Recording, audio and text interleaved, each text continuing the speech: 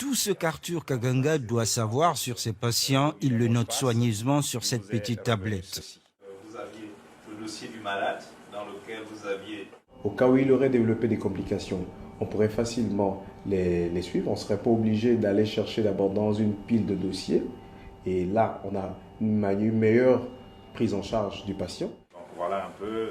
Fabrice Yohanna montre à son client les nombreuses possibilités offertes par ce logiciel qu'il a lui-même développé.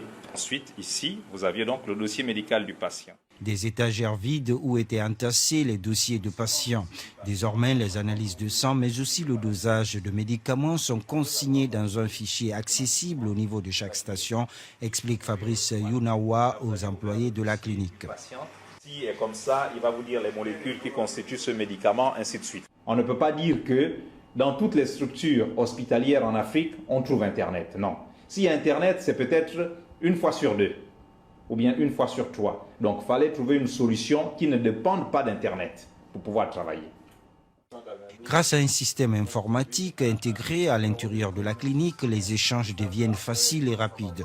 Mais l'hôpital a besoin d'une connexion Internet pour communiquer avec les autres cliniques du pays. C'est pour ça que nous avions écrit et publié ça aussi. Voici la douzaine de personnes qui a travaillé plus de 5 ans à la conception du nouveau logiciel. Mais le produit a encore besoin de quelques améliorations. Par rapport à un établissement type. On achète un logiciel qui a 100% de fonctionnalités, mais quand il arrive en Afrique, c'est juste 30% de fonctionnalités qu'on utilise. Et ça, c'est pas normal, alors qu'on a investi de l'argent. Alors nous, ce que nous faisons, c'est que nous concevons, nous étudions d'abord, nous analysons, et nous concevons un logiciel qui est adapté à 100% local. Le Gabon fait partie des pays les plus riches d'Afrique, mais plus de la moitié de la population est constituée de pauvres, raconte Fabrice.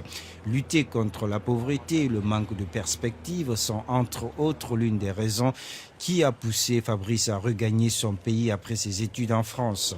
Tu dis à quelqu'un, voilà comment il faut faire ça, partout on fait comme ça. Lui il dit non, lui il fait comme il connaît, comme il veut. C'est ça qui n'est pas bon. L'endurance triomphe toujours sur la force, selon un proverbe africain, raconte Fabrice. En tout cas, ici au Gabon, le nombre des hôpitaux qui souhaitent s'interconnecter ne cesse d'augmenter.